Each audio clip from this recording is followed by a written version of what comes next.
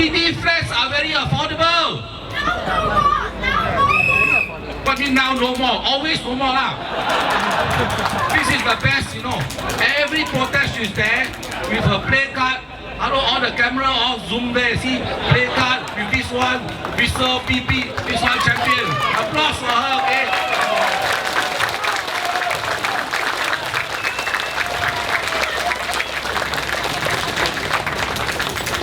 I was saying, they always tell us nonsense. They say, oh, HDB very affordable. Why? Because the people who own HDB flat, on the average, only use a quarter of the income to pay for the flat. So very affordable ma.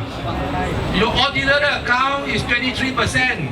If you use 25% of income to pay HDB, almost all your mortgage can be paid using your CPF. So, you earn less than 1,000, also can afford the HDB flat. You know why this type of reasoning is rubbish? Because if you cannot afford to buy the HDB flat, will you buy it in the first place or not? No! So after you buy, of course you can afford the flat. Then if you cannot afford to pay, you will have given up the flat. So everybody who is leading the HDB flat, if you use this type of statistics and reasoning, forever is affordable. You know, once upon a time, when all HDB loans were given by HDB, no bank loan, at its peak, the highest ever, 40,000 HDB flats cannot pay. More than 10% of all the HDB flats. So the statistics were so bad. What did they do? From 1st January 2003, they allowed banks to offer HDB loans. So now, when you ask, how many people cannot pay? They say, oh, I can tell you how many cannot pay use HDB loan. But I cannot tell you how many people cannot pay using bank loan. How many of the bank loans are foreclosed by bank? Oh, we cannot tell you also. It's funny, right? Now, whenever you ask how many people cannot pay, how many people the house get foreclosed, you are given but half the story. Only the HDB loan, the bank loan, they say don't know. But you know what's funny? You check back the parliamentary records, I think in 2003, one time in reply to a question in parliament, they did disclose the area statistics for HDB bank loans as well. So how come last time can tell you, now cannot tell you? You know, Singaporeans are very poor thing because our HDB is a bit like a minefield, you know. Sometimes you step wrongly, it will explode in your face. Let me give you an example. Do you know that the moment you turn 55, all your ordinary account goes to the retirement account. So, cannot use to pay for a house anymore. You know, one lady wrote to the newspaper, she said, hey, I didn't know, you know, so transfer all my money to the ordinary account that I cannot use to pay a house, I got no money to pay, the end you have to sell a house. So what do they tell you now? Say, oh, don't worry, after 55, we will allow you to use half of your retirement account to pay for housing. But read the wording carefully, is half of the retirement account provided you have more than half the CPF minimum sum in your retirement account. And that is now 77,500. Next year, the minimum sum go up to 161,000. You need 80,500. What does that mean? That means when they tell you, you can use your retirement account to pay for housing up to half the minimum sum after 55, it is provided you have more than half the minimum sum in your RA. And a lot of people don't have half. So you don't have half, no money to pay for housing.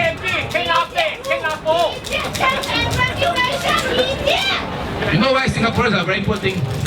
We contribute the highest contribution rate in the world, 37% for CPF. And yet when it comes to 55, you know how many people can meet the minimum sum?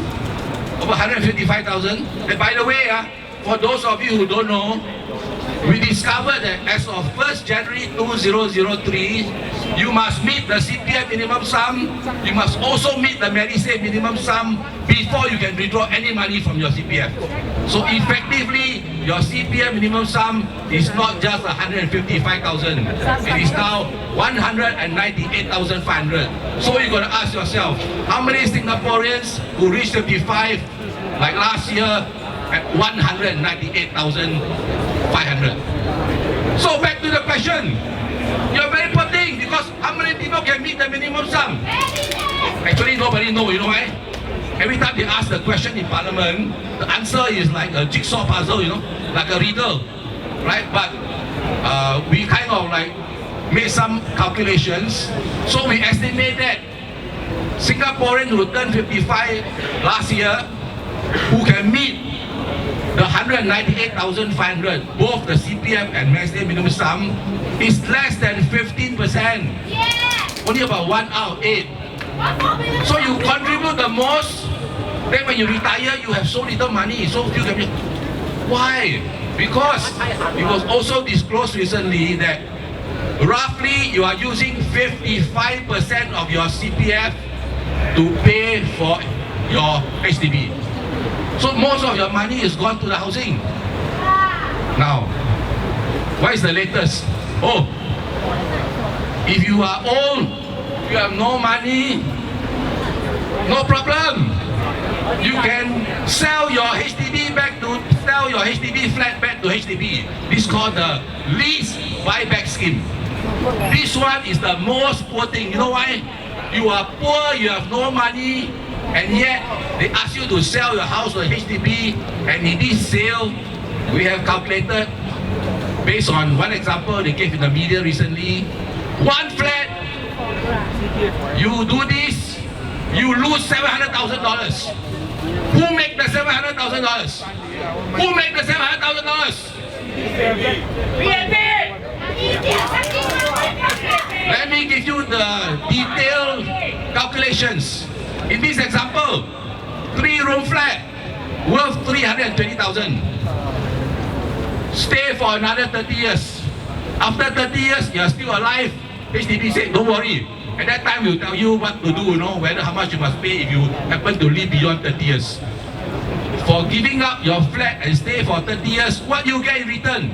In this example, $134,000 for you to top up your CPF so that you can enroll in CPF Life and get a monthly income. Then give you a 20,000 silver housing bonus. That means in total, you give up the future equity of your flat for only 154,000. You know, in other countries, how a reverse mortgage works? You take money out, and then when you die, they take the market value, they pay off the loan and interest that you have taken, the balance they give to you. In Singapore, it doesn't work like this. In Singapore, in this example, you lose $700,000. Why?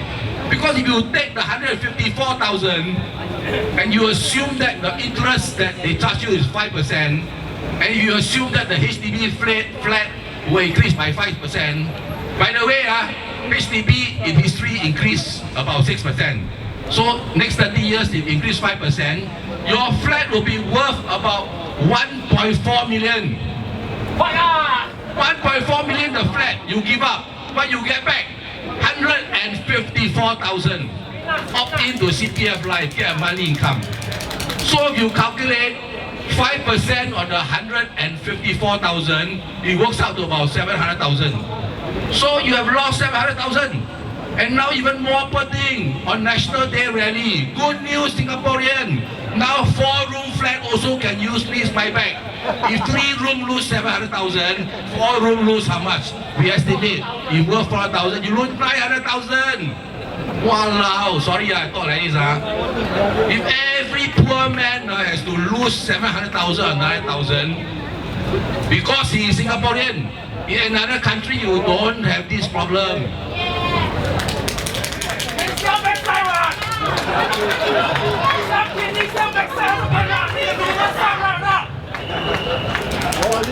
in the previous protest, we already told you, your CPF, because you're only getting 3+%, and we estimate that they invest your money, they get at least 6%. On the average, every Singaporean will have lost maybe about $1.5 million. So it's so thing. Your CPF, you lose 1.5 million. Then you do lease buyback, you lose 900,000. Altogether, you lose 2.4 million. No wonder Singaporeans are, latest they have a, Singaporeans of all the countries in the world, which country sleep the third least? Singaporean cannot sleep because very stressed. Now, I'm not going to stress you anymore because we are running behind time. I'm going to introduce the next speaker to you. The next speaker didn't sleep at all last night. Every time organized protest, she never sleep one. After you see her face, those got camera take close up, you will find out why. I don't know whether got eat or not because she still weigh 33 kilo only. She just turned 23 years old last month.